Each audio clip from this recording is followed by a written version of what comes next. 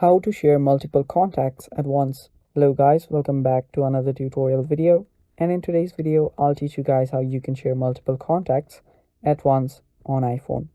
Now before we start, if you're new to app hacks, be sure that you subscribe to it and then stay tuned for more upcoming tutorial videos. Now let's begin. First, what you'll have to do is go to your contacts. After you're on your contacts, what you'll then need to do is just double tap and then scroll down.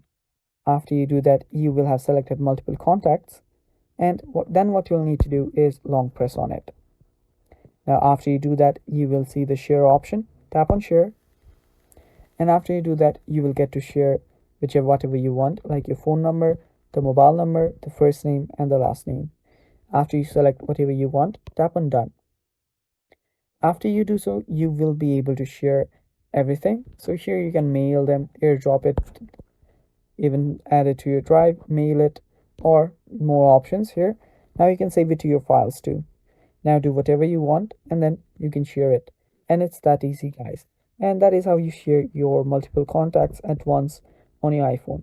And that is all for this video. Stay tuned for more and don't forget to hit the like button, and bye bye. Take care.